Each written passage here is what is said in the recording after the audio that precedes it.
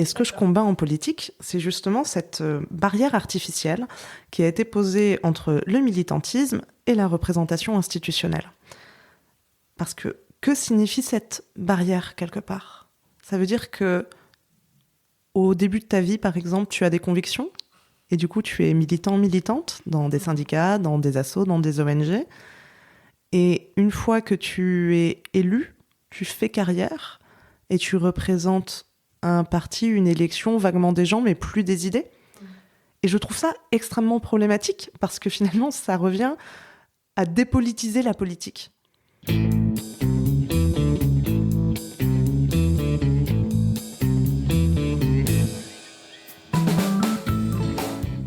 Bonjour et bienvenue. Vous écoutez Éloquente, le podcast qui porte un regard féministe sur l'art oratoire. Je m'appelle Raphaël Martin, j'enseigne la prise de parole en public et la rhétorique, et chaque semaine, j'invite une femme engagée à raconter son parcours d'oratrice. Aujourd'hui, je reçois Raphaël Rémy-Leleu. Bonjour Raphaël, merci beaucoup d'avoir accepté mon invitation. Bonjour Raphaël. Ouais, on est deux Raphaël, mais on va essayer de s'en sortir. Donc Raphaël, tu es élue écologiste à Paris, tu es à la fois conseillère de Paris, élue à Paris Centre et porte-parole d'Europe Écologie Les Verts Île-de-France.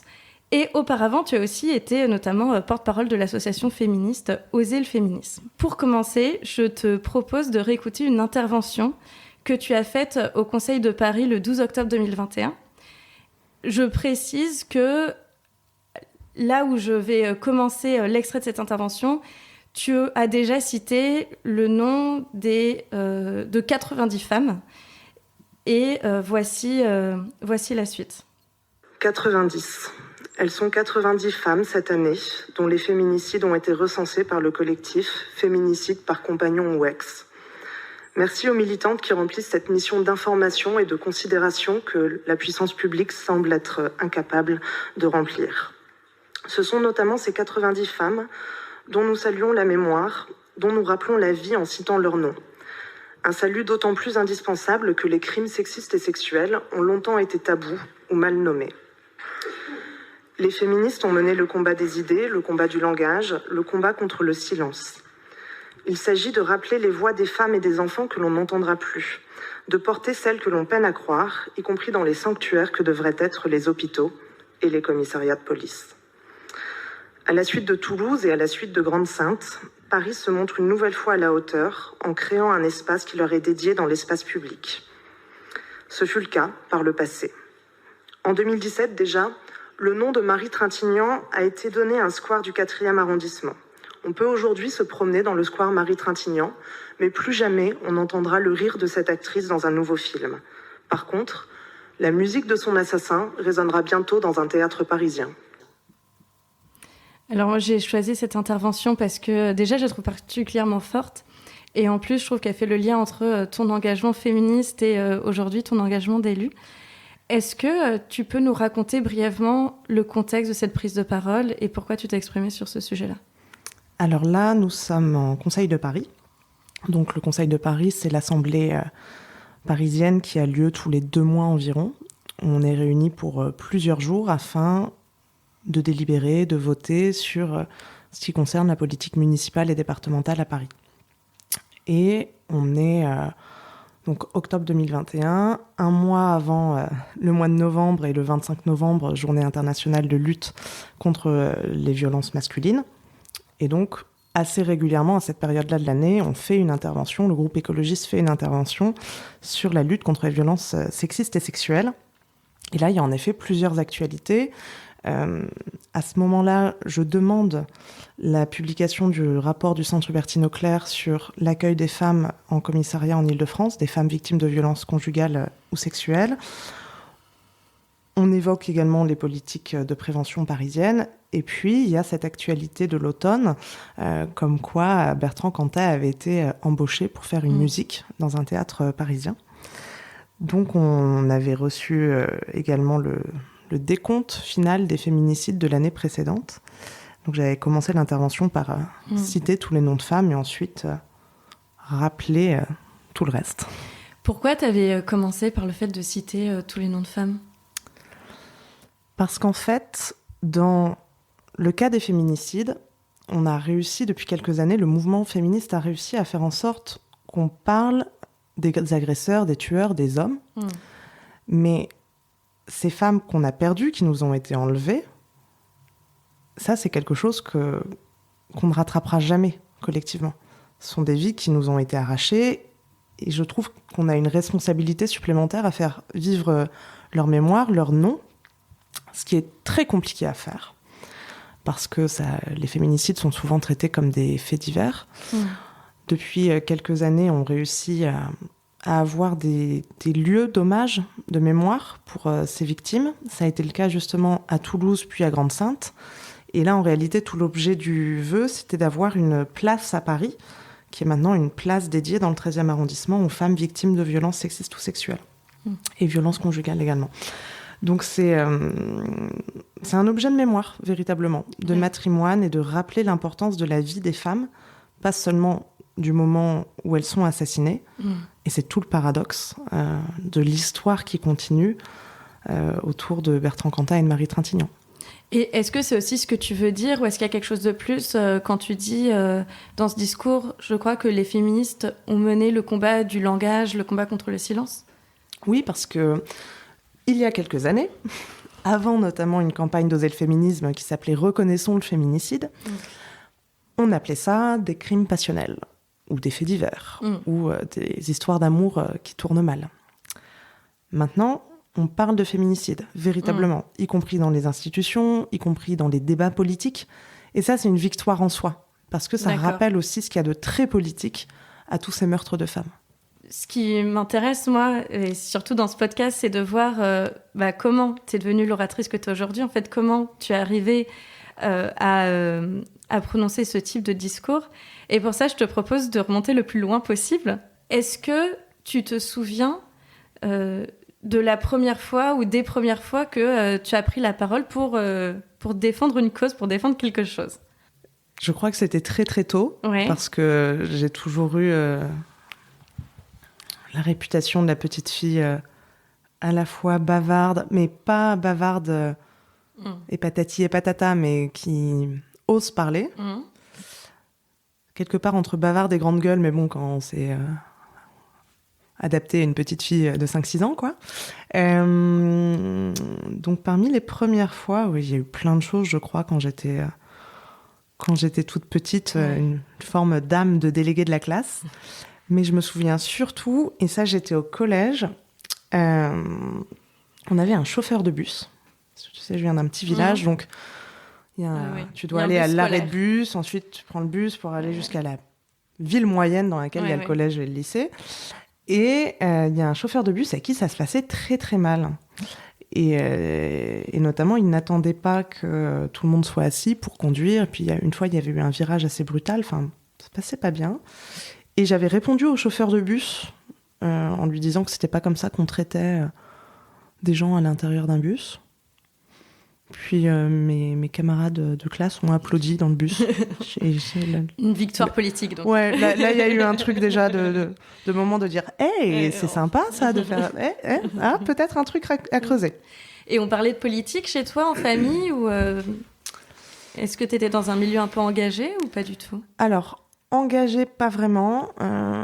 Mon père a eu sa carte dans différents partis politiques, à droite. Quand j'étais toute petite, je disais que Jospin, c'était le candidat de maman et Chirac, le candidat de papa. D'accord. Voilà l'ambiance. Ok. Et ensuite, tes premiers vrais engagements, en tout cas affichés, un peu au-delà de parler du chauffeur de bus, j'ai l'impression que ça a plutôt commencé avec ta vie étudiante. J'ai vu que tes premiers engagements, c'était dans une association d'aide aux sans-papiers, puis à l'UNEF, donc qui est un syndicat étudiant, voire le syndicat étudiant majoritaire, je crois encore aujourd'hui. Et est-ce qu'il y a eu une dimension de prise de parole dans ces engagements ? Oui, absolument. C'est l'une des premières choses que l'on apprend à faire à l'UNEF. C'est ce qu'on appelle le bouton de veste. Le bouton de veste, qu'est-ce que c'est ? En fait, tu as un argumentaire que tu vas présenter aux gens, un par un, une par une, pour essayer de les convaincre de rejoindre ta campagne, de signer ta pétition. Tu as également un petit speech comme ça de 3 minutes qu'en gros tu répètes pour essayer de convaincre les gens de rejoindre le syndicat. D'accord. Et donc c'est un truc que j'ai répété des dizaines et des dizaines, voire des centaines de fois au cours de mes années d'engagement à l'UNEF, parce que tu passes toute ta journée assise sur une table devant un bâtiment universitaire quand les gens venaient s'inscrire, et tu proposais ça à plein de gens, et 3 minutes, pile. Et à un moment, je faisais même le discours dans ma tête pour le temps de cuire les œufs, parce que je savais que ça durait 3 minutes. Ou pour brosser les dents, par exemple, c'est vachement pratique. Donc en fait, quand t'es à l'UNEF, une de tes premières actions, c'est vraiment de la prise de parole, et c'est du terrain, c'est d'essayer de convaincre les personnes. C'est ça, et mais en fait, c'est déjà de la prise de parole, parce que souvent, les gens croient que la prise de parole, c'est uniquement quand t'as un micro, que t'es face à un grand public et autres, alors que non, convaincre une personne pile en face de toi, c'est peut-être encore plus difficile. Donc, t'avais cet exercice-là, quoi. Et puis, bien sûr, t'avais aussi des prises de parole en amphithéâtre ou en réunion, que ça soit des réunions militantes ou des réunions dans un cadre institutionnel. Apprendre très jeune à ne pas paniquer quand t'es en conseil d'administration avec que des mecs plus vieux que toi, qui sont tous bardés de diplômes et assez suffisants. Alors que toi, t'es étudiante. C'est une bonne école. Qu'est-ce que ça t'a appris, ça Qu'est-ce que ça t'a appris? Et surtout, moi, la question que je me pose, parce que j'ai pas été syndiquée en tant qu'étudiante, j'étais pas du tout dans cet univers-là. La question que je me pose, c'est comment est-ce que la parole des syndicalistes étudiants, elle est reçue? Est-ce que tu avais l'impression d'être prise au sérieux ou est-ce que parfois c'était un peu pris par-dessus la jambe parce que vous étiez jeune? Il y a un peu de tout, en fait, comme toutes les paroles, j'imagine. Mais bien sûr, il y avait une forme d'agisme face à nous. Il y avait, me concernant, une forme de sexisme. Ensuite, quand tu portes la parole d'un collectif fort, qui vient de mener une super campagne, où tu as 300 camarades qui sont devant la salle de réunion en train de faire la manifestation, il n'y a pas trop d'autre choix que de t'écouter. Après, le niveau de considération qu'on t'apporte peut varier. Et ça a été aussi une expérience du mépris et du mépris de classe assez violente. Mais tant que tu as quelque chose à dire, finalement, il y avait une forme de conviction profonde qui poussait la parole. Mais comment est-ce que ça s'exprime? Tu parles de mépris de classe. À quoi tu penses, par exemple? Mais en fait, ne serait-ce que le fait qu'il n'y ait rien, mais alors strictement rien, pour favoriser ton adaptation. On ne te présente pas les gens quand tu arrives dans la salle, donc tu dois te débrouiller pour essayer de retrouver qui est qui, et puis heureusement de temps en temps il y a des petits écriteaux. Et puis il y avait ce monsieur d'un certain âge qui, au milieu des pauses, s'amusait à remonter les arbres généalogiques des généraux de Bonaparte et était assez plein de morgue quand il comprenait que je ne suivais absolument pas cette discussion et que j'étais en totale incapacité de la suivre. Oui. Et que peut-être que ça t'intéressait pas vraiment. Oui, mais il y avait quelque chose vraiment de l'ordre du marqueur social, du code qu'on a entre nous. Et comme c'est tout autour de la réunion, de l'instance, de la manière dont les gens peuvent se parler dans les couloirs, c'était un peu difficile à suivre. Et puis au début, ça te complexe beaucoup. Oui. Parce que tu as envie de rentrer dans le cadre de l'exercice.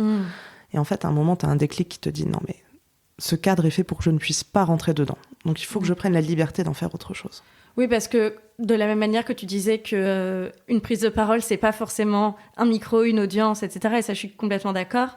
Est-ce qu'il n'y a pas aussi ce truc où une prise de parole, c'est... il y a la prise de parole que tu as officiellement face, par exemple, au personnel de ton école, de ton université, etc., face à tes interlocuteurs. Et il y a tout ce qui se joue, toute la conviction qui se joue de manière plus informelle.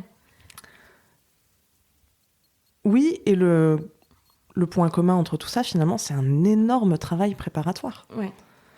Parce que savoir parler, c'est une chose, mais savoir de quoi on parle, c'en est une autre. Et je crois que c'est ça aussi qui a permis d'imposer ma parole, c'est que j'arrivais préparée. Et je savais là où je voulais aller. Il me semble que c'est après tes études que tu t'es retrouvée je dis tu t'es retrouvée, mais c'est sans doute pas venu par hasard, porte-parole de l'association Oser le féminisme. Comment est-ce que tu as commencé à militer dans cette association déjà ? Alors en fait, j'étais d'ores et déjà adhérente à Oser le féminisme, quasiment depuis la création de l'association. Mais je n'avais pas beaucoup de temps, puisque je faisais mes études, le syndicalisme étudiant, le boulot pour payer les études, les stages, patati patata. Et donc, vers la fin de ma scolarité, je suis en train de terminer mon stage de fin d'études. Et je vais à l'une des réunions d'Oser le féminisme, une des réunions mensuelles. Je croise Anne-Cécile Meffer qui me demande « Mais tu fais quoi après ton stage ?» Donc je lui dis « Je cherche un boulot de ci, de là. » Mais t'as pas envie de rentrer au conseil d'administration ? Je la regarde avec des gros yeux, un grand sourire. Bah si, grave, j'adorerais, mais j'ai jamais eu le temps de m'investir de manière régulière. Et ça, c'était en mai 2015. Et bim, voilà, c'était parti. Okay. Et c'est là où tu as commencé vraiment à avoir un rôle de porte-parole qui était officiel. Alors ça a plutôt démarré début 2016. D'accord. Jusqu'à Oser le féminisme, il y a quelque chose que j'aime beaucoup, c'est vraiment une culture de la transmission militante, où on te forme, on t'accompagne, tu as le droit d'essayer, tu as le droit de réussir, tu as le droit d'échouer, tu as le droit de recommencer. Et donc en début 2016, j'entame cette période un peu transitoire où on se dit, mais tiens, on va tester, est-ce que ça te plairait de rentrer au bureau de l'association, donc vraiment la petite équipe de bénévoles qui gère au quotidien l'association et qui a notamment ce rôle de porte-parole à partager. Donc ça a démarré début 2016 et ça m'a beaucoup plu puisqu'on a arrêté en septembre 2019. Quand on va sur YouTube et qu'on tape Raphaël Rémy Leleu, justement, on trouve moult archives de cette époque, de vidéos d'il y a 5-6 ans, où tu étais sur CNews, sur RMC, où tu prenais assez régulièrement la parole où tu portais la parole de l'association. C'était comment comme expérience pour toi ? Est-ce que c'était prévu ? Est-ce que c'est une stratégie d'être souvent sur ces plateaux-là, d'avoir beaucoup de présence médiatique ? Est-ce que toi, c'est un exercice qui te plaisait ? Alors, ça a toujours été une stratégie d'Oser le féminisme, d'allier des combats et des campagnes de plaidoyer sur tous les sujets, avec à la fois beaucoup de terrain, beaucoup d'expertise, mais aussi une présence médiatique très importante. Donc, c'était un peu le deal du porte-parole d'Oser le féminisme qu'on partage à plusieurs. Donc on se relaie, on se répartit les choses. Et moi, c'est vrai que le format débat de combat presque me plaît pas mal. La première fois que je suis arrivée pour le citer sur un plateau de Pascal Praud, ça n'est pas une émission que je regardais. Donc j'avais regardé rapidement, mais je ne savais pas à ce point-là à quoi m'attendre. Ouais. Et c'est sport. Ouais. Mais c'est un sport que j'appréciais parce que je me dis que c'est utile de me prouver aussi que le féminisme est une cohérence politique et qu'on est capable d'avoir une grille de lecture sur beaucoup, beaucoup, beaucoup de sujets. Ensuite, ce qui est particulier quand tu portes comme ça une parole collective, c'est de réussir à composer entre bim, tu incarnes l'image de l'association et tu es capable de réagir presque à n'importe quoi, n'importe quand, mais aussi la création du message collectif et les allers-retours permanents et la construction du message qu'on fait tout ensemble. Tu disais que tu t'attendais pas à ça à ce point-là. Qu'est-ce qui t'a surpris dans ce genre de plateau ? Le volume sonore. Vraiment ? Vraiment. Ça parle vraiment fort. Ça parle vraiment très fort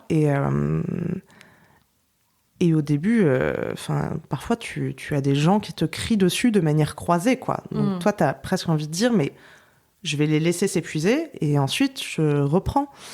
Mais il y a des moments où la modération du plateau fait le choix de ne pas faire de modération. Et donc, tu apprends à gérer la parole et notamment le temps de parole. Parce qu'autant, c'est toujours très déséquilibré en défaveur des femmes, mais autant, il y a des fois, ça vaut la peine d'aller récupérer. Autant, parfois, je préfère ne pas m'épuiser à me dire je vais répondre à ça, ça, ça, ça et ça, et m'assurer de me trouver un petit moment où faire un petit tunnel, mais où je sais que j'aurai une séquence très propre, y compris pour l'utiliser ensuite en replay ou sur les réseaux sociaux, etc. Oui, parce que finalement, c'est pas des émissions qui font des audiences si énormes que ça. en direct, mais c'est beaucoup d'extraits qu'on va regarder, qui vont circuler sur les réseaux. Alors là, c'est aussi une autre différence, c'est la portée des émissions. Dès lors que tu passes à la télé, la portée de l'audience est considérable par rapport à ce qu'on connaît habituellement. Donc malgré tout, oui, ça fait de l'audience. Ça fait de l'audience et tu reçois beaucoup de messages après. Et ensuite, oui, tu apprends à être stratège dans la prise de parole, dans le fait de te dire, mais oui, je vais faire une séquence là parce que je pourrais l'utiliser sur les réseaux sociaux et ce sera propre. Et tu apprends aussi à jouer avec les caméras.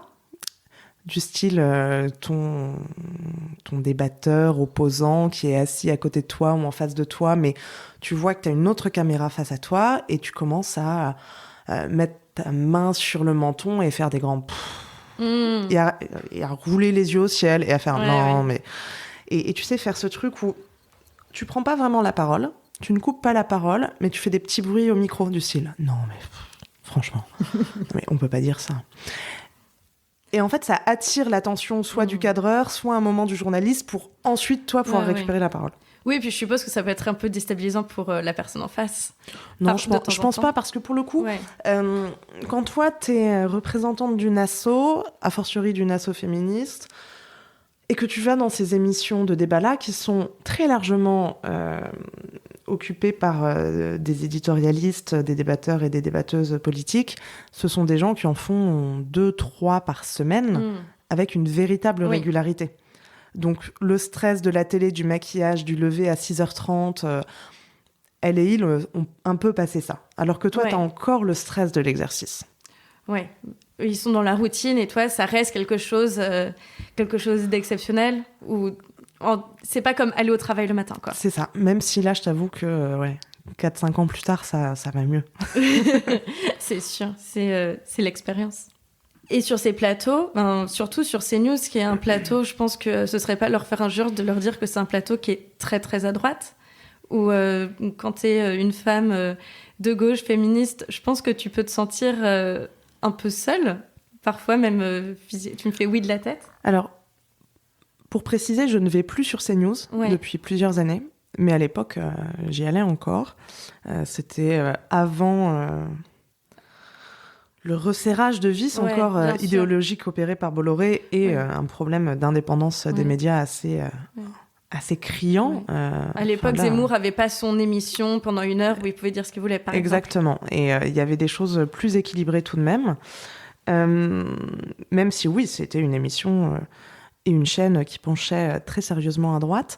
Mais en plus, qu'importe, y compris dans des médias plus mainstream, t'as raison de le soulever, parce que c'est un fait marquant. Pour moi, je suis souvent très isolée en plateau. Et donc, dès que quelqu'un dit « je suis d'accord avec Raphaël Rémy-Leleu », il y a un grand moment de « hey, j'en ai eu un sur un bout d'argument. Bon, wow. !»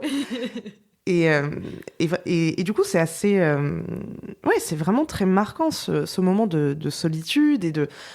T'as l'impression d'être toute seule pour porter une parole qui est tellement plus grande que toi, mais en même temps, on n'est pas beaucoup à oser, à être en mesure de le faire pour les messages de gauche, pour les messages écolos, pour les messages féministes. Alors, quand tu cumules les trois...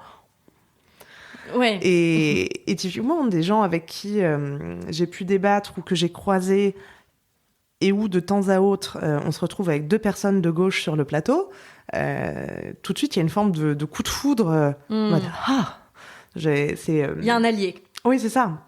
Et donc, il y a quelques personnes comme ça que j'ai rencontrées sur des plateaux en mode non, mais je crois avoir... Oui, oui, vas-y, on va se reparler. On va se reparler. Et typiquement, que ça soit Pierre Jacquemin, qui est maintenant un Politis, ou Pablo Vivien de Regard, c'est comme ça qu'on s'est connus. Ouais. C'est en se croisant sur des plateaux où on avait l'impression d'être en terre de mission, quoi. Et youpi, des alliés dans la salle. Est-ce que tu as déjà eu l'impression que ta parole, elle était reçue différemment parce que tu avais ce profil-là, que tu étais une femme, que tu étais jeune ? En permanence. Moi, c'est un truc... le fait d'être femme, d'être jeune, d'être féministe, typiquement ce complexe un peu de la grande gueule. Ou, par exemple, il y a la grande gueule, mais il y a aussi toujours le mythe de l'hystérique qui flotte pas très loin. Et donc, très, très régulièrement, principalement des mecs et principalement des mecs d'extrême droite. Ceux-là, je ne sais pas pourquoi je les fais vriller assez vite. Les types, pour le coup, eux, s'énervent et me hurlent de me calmer. Ah oui. Alors que moi, ça va, je suis calme. Ok, je viens de te rentrer dedans. Là, pour le coup, l'attaque était frontale, assumée. Mais les gens me disent de me calmer. J'ai eu quoi aussi récemment ? J'ai eu un ministre, Christophe Béchu, ministre de l'écologie. Pareil, je lui suis rentrée dedans de manière assez frontale, puisque j'ai rappelé que quand on défendait la chasse, ou que lorsqu'on avait signé une tribune dans Valeurs Actuelles contre le mariage pour toutes et tous, se faire le chantre du progressisme gouvernemental, c'était pas très crédible. Il n'a pas apprécié. Et là, il a fait ce truc assez extraordinaire, mais qui m'arrive régulièrement. C'est-à-dire qu'il ne m'a pas répondu. Il s'est tourné vers Éric Brunet, puisqu'on était sur RTL, et il lui a dit un truc du style « faut calmer votre éditorialiste ». Ah d'accord. Ben non. Et donc ça, c'est quelque chose où vraiment sur la conception de la colère, de l'hystérie, et du coup, par voie de conséquence, je trouve qu'on me donne assez peu de crédit sur la maîtrise technique de ce que je raconte. Parce qu'il y a des sujets qui sont des sujets de prédilection, notamment sur les sujets de politique de jeunesse, de sécurité et aussi de politique d'égalité, où je pense être bonne technicienne. Et ça, on m'en fait jamais le compliment. Et on t'invite plutôt en tant que, entre guillemets, féministe, grande gueule, qui va pas être contente et qui va crier, plutôt que à Raphaël Rémy-Leleu, vraiment sur la politique de ci ou de ça, elle est vraiment compétente, quoi. Alors ça commence à changer un peu, notamment sur les questions d'égalité, parce que je pense que les médias comprennent qu'il y a une véritable expertise féministe, notamment pour décrypter les stratégies d'agresseurs, pour comprendre ce qui relève ou pas de la loi, ce qui relève aussi du débat politique et moral. Et il y a beaucoup de médias qui font un très bon accueil à ça et qui demandent une parole d'experte et de politique féministe. Mais c'est vrai que sur les plateaux, et les plateaux de débat, ce qui est un petit peu différent, oui, il y a souvent une sorte de petit silence surpris quand les gens réalisent que, oui, en fait, je bosse mes sujets. Je sais de quoi je parle. Oui. Et ça fait peut-être partie des raisons pour lesquelles il y a peu d'expertes qui sont invitées sur le plateau de manière générale, quoi. Ah oui, y compris parce qu'en fait, notre expertise est assez déconsidérée et peu comprise. Ça, c'est un truc, on passe notre temps à le dire ou à le répéter. Ça se voit d'ailleurs dans les politiques d'embauche, quand on dit les hommes vont avoir tendance à postuler pour un boulot, même s'ils ne répondent qu'à X% des critères, et les femmes vont postuler si elles répondent à 120%. Il y a un cercle vicieux à casser. Ensuite, tu as rejoint Europe Écologie Les Verts en 2019. En 2020. En 2020, tu t'es retrouvée, je dis encore retrouvée, mais encore une fois, je suis sûre que c'est pas par hasard, tête de liste pour Paris Centre, donc tête de liste écologiste. Donc à l'époque, tu as 27 ans, tu passes de l'autre côté du miroir et du côté de la vraie politique, entre guillemets, en tout cas de celle qui fait élire des gens. Et j'imagine que ça a changé pas mal de choses pour toi, de plus t'exprimer en tant que porte-parole d'une association qui est sur un combat précis, mais de t'exprimer en tant que femme politique. Alors oui, ça change un peu sur cette idée que maintenant on peut parler de tout, voir que certaines personnes s'attendent à ce que je parle de tout le temps. Qu'est-ce qu'on attend de ces élus, de ces représentants et représentantes politiques ? Ça, c'est peu évident, y compris du point de vue personnel et éthique, de se mettre là-dedans. Surtout, même y compris sur des sujets sur lesquels tu as moins d'expertise. Bien sûr. Et que tu connais moins. Ouais. Bien sûr. Et en fait, ce qui est pour moi assez paradoxal, c'est parfois on reproche le silence aux politiques. Et je peux le comprendre quand, par exemple, tu es ministre en charge d'un certain périmètre avec des équipes et on te dit « mais c'est un scandale, vous n'avez pas pris la parole sur ceci ou cela ». Quand tu es politique, certes, mais que tu es quand même, tu bosses pour toi-même avec une équipe, avec un groupe, mais tu n'as pas de collaborateurs et de collaboratrices directes. Enfin, les gens ne peuvent pas s'attendre à ce que je prenne la parole sur tout le temps et que je suive Je suis l'actualité au quotidien, mais bien sûr que oui, j'ai des angles morts, bien sûr que non, je ne peux pas tout le temps parler de tout, je n'ai ne serait-ce que pas le temps dans une journée, et tout le monde n'aurait pas non plus le temps de lire tout ce que je pourrais produire. Donc c'est un truc très, très bizarre, ce reproche du silence. Et la chose surtout qui m'a marquée quand je suis arrivée dans la campagne municipale, en fait, 2 choses. C'est, je me suis retrouvée dans un collectif militant, puisque c'était la campagne municipale, où je n'étais plus entourée de femmes, en fait. Parce qu'à Oser le féminisme, on est très largement entouré de femmes. Bah oui. C'est une association mixte, mais 95% des militantes sont des militantes. Les associations féministes sont... Spoiler, il y a beaucoup de femmes des associations féministes. Et je sortais d'une activité professionnelle où j'étais également entourée de beaucoup de femmes. Oui. Et là, je me retrouve dans un collectif militant politique qui est mixte, avec même une petite surreprésentation des hommes. Même s'il y a une vraie culture de la parité chez les écologistes, là, il y avait un peu plus d'hommes. Oh, je redécouvre le mansplaining. Je redécouvre la parole coupée. Et donc, tu sais, la première réunion où tu arrives, et puis moi, je suis toute nouvelle candidate, toute nouvelle tête de liste, et j'arrive dans cette réunion du lundi matin où on parle stratégie, je suis quand même impressionnée. Ce sont des gens avec qui je n'ai pas l'habitude de militer, donc je dis non, tu parles pas, tu vois. T'écoutes, tu prends des notes. Et à un moment, je me rends compte qu'en fait, il y a 5 mecs qui ont pris la parole, quoi. Et pour se répéter. J'ai fait, non, mais je vais parler quand même. Donc j'ai quand même parlé dès le premier jour. Donc ça, c'était première redécouverte en interne. Et en externe, finalement, je suis sortie du porte-parole d'Oser le féminisme et je me suis dit, avec un peu de soulagement, c'est peut-être un peu lâche de ma part, mais il y avait une forme de soulagement à me dire, c'est bon là, je vais juste retirer la cible énorme que j'ai sur le dos.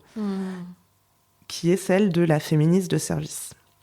Parce que tu représentes l'une des plus grosses organisations féministes de France, et donc à la fois tu as une force formidable, parce que tu as toutes ces militantes qui construisent les messages, qui les relaient, qui les portent, Enfin voilà, c'est une expérience magnifique et merveilleuse à vivre, mais c'est lourd aussi. Donc je m'étais dit, je vais retirer cette cible. Et tu as moins de cibles et en étant élue ou candidate que Et en fait, je porte-parole. réalise que quand tu es en politique, tu es juste une cible en permanence. Oui. Et il y a eu un retour presque intime de la violence à réaliser que, ah oui, les gens, de toute façon, vont me pourrir la gueule, mais pas que parce que je suis la féministe de service, parce que je suis une femme de moins de 30 ans.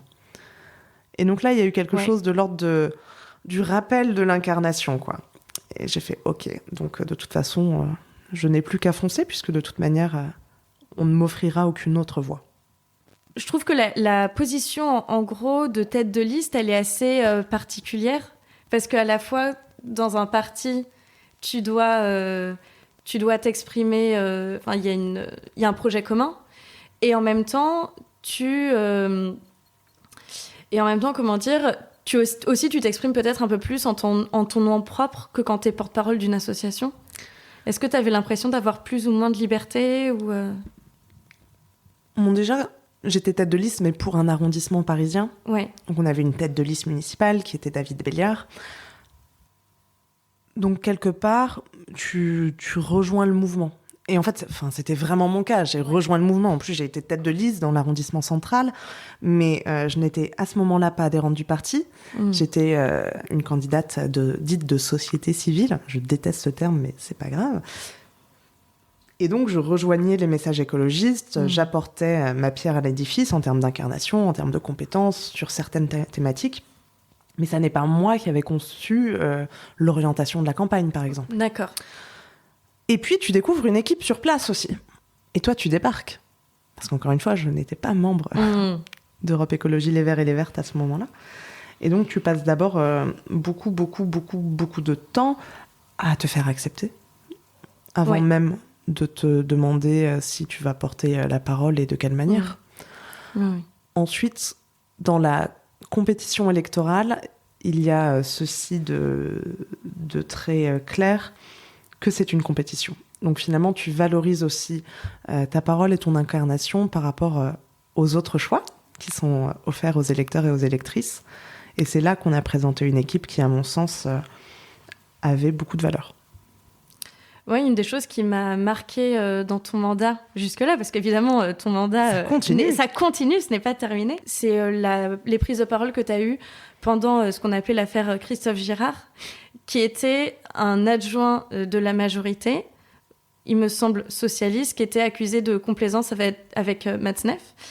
Et toi et plusieurs autres élus, comme je pense Alice Coffin, mais il y en a aussi d'autres, vous avez pris la parole à ce sujet dans le cadre du Conseil de Paris, en tant qu'élu, mais aussi vous avez pris la parole en dehors du Conseil de Paris, notamment en participant à des rassemblements pour dire qu'il avait plus sa place en tant qu'élu.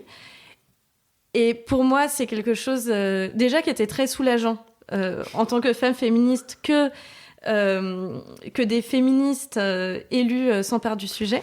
Merci de le dire, ça a été dur. Mais aussi, je me dis qu'il y a deux types de prises de parole que tu as fait simultanément. À la fois une prise de parole qui est vraiment institutionnelle, je m'exprime en tant qu'élue dans le cadre des élus, et aussi une prise de parole plus en tant que militante féministe.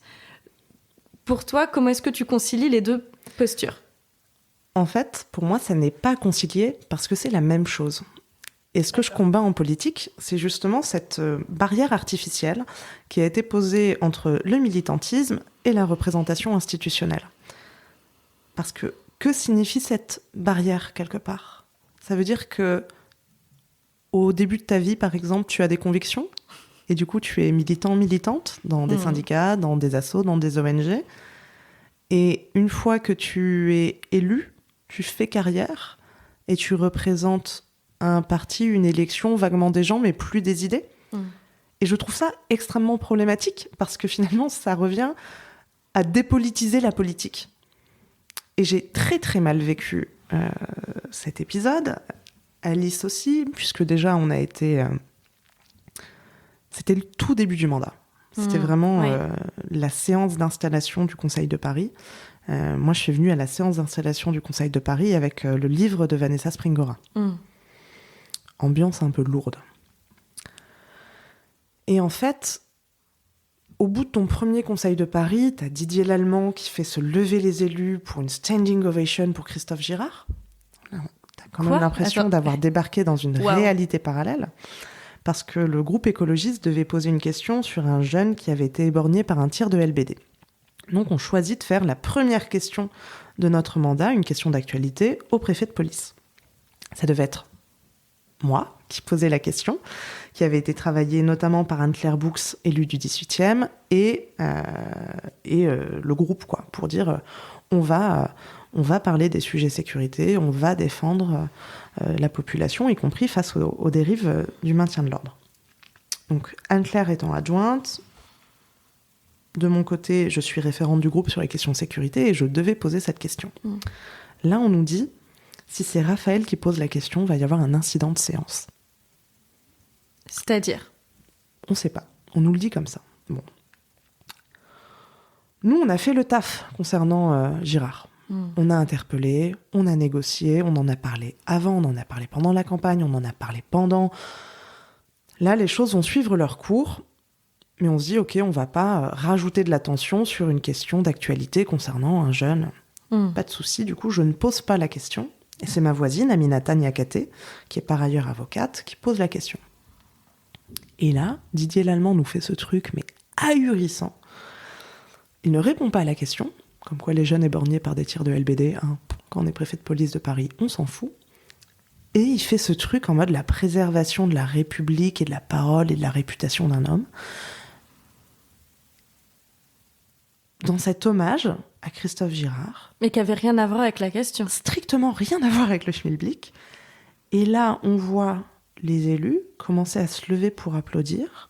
Le préfet lui-même, sortant de tout devoir de réserve, qui se lève aussi à côté de la maire de Paris. On est là, réalité parallèle. Donc ça, c'est d'une violence énorme. C'est d'une violence symbolique énorme parce qu'en plus, l'argumentaire qui nous a été opposé, c'est que nous étions trop militantes, trop activistes, trop agitées, et qu'on ne respectait pas les cadres institutionnels. Sauf que ce qu'ils venaient de faire était en dehors de tout cadre institutionnel et républicain. Vraiment, la République ne doit pas fonctionner comme ça. Et donc, on termine cette séquence et il y a quelque chose d'un peu abyssal parce qu'on se dit c'est notre premier Conseil de Paris et jamais il n'y aura un tel niveau de tension. Et moi, je me dis, mais en fait, c'est à la fois le début et la fin de mon mandat. Après cet épisode-là, je ne suis pas certaine de pouvoir faire quoi que ce soit durant mon mandat. Je pense que je n'arriverai plus jamais à être candidate et à avoir un mandat électif à Paris. Enfin, il y a un truc un peu abyssal, vraiment. T'as l'impression d'être au pied d'une falaise, mais en fait, t'as déjà sauté. Et ensuite, on subit des semaines et des semaines de harcèlement, de violence, de menaces. Enfin, il est envisagé de nous mettre sous protection policière. Enfin, des trucs... on reçoit des courriers chez nous. Enfin, des trucs pas possibles. Donc moi, je m'enfuis chez les parents d'une amie. Enfin, des trucs vraiment... Et ça commence à se calmer une fois que Mediapart fait un premier article avec des preuves, des accointances entre Christophe Girard et Gabriel Matzneff, y compris dans le cadre de son mandat d'adjoint à la culture au sein de la ville de Paris. Tout ça pour dire que ce moment-là où l'article de Mediapart sort, parce que nous on avait des preuves, mais d'autres preuves, qu'on ne peut pas publier comme ça nous-mêmes, en fait. On n'est pas journaliste, donc on n'a pas de protection des sources. Là, tu te dis, parler, parce que c'est important, parce que c'est juste, parce qu'on sait qu'on a raison, parce qu'il faut protéger les gens, parce qu'il faut protéger un idéal politique. Ok, on l'a fait, mais n'empêche, ça coûte beaucoup, et ça va quand même beaucoup mieux quand les gens savent ensuite, majoritairement, qu'on avait eu raison, en fait. Mais le coût de cette parole-là a été, personnellement, professionnellement, politiquement, absolument délirant. Et c'est le tout début du mandat. C'est terrifiant. J'ai l'impression que c'est un peu, à chaque fois, ce qu'on ressort aux féministes, c'est-à-dire, on met les féministes du côté des jamais contentes. Et puis, de l'autre côté, il y a les bonnes féministes qui sont polies, qui sont sympas et qui embêtent pas le monde. Et qui sont raisonnables. Et qui sont raisonnables. Parce que ce qu'on nous a aussi beaucoup dit... Alors déjà, j'ai adoré, il y avait une forme de package entre Alice et moi. En gros, les féministes hystériques de la nouvelle génération. Donc déjà, Alice et moi, on n'a pas du tout le même âge. On n'a pas non plus le même parcours militant. Mais en fait, dès lors que tu t'intéresses 2 secondes aux orgas féministes, et puis Alice a été journaliste, enfin, on n'a pas la même personnalité. Enfin, vraiment, nous ne sommes pas les mêmes. Donc ce moment où tu commences à faire de la politique, et là, d'un coup, tu es confondu avec Alice Coffin, et là, t'es là en mode, mais c'est quoi ce monde parallèle ? C'est très flatteur, hein, et j'adore Alice, il n'y a pas de sujet, mais je dis, mais enfin, vraiment, les gens se sont...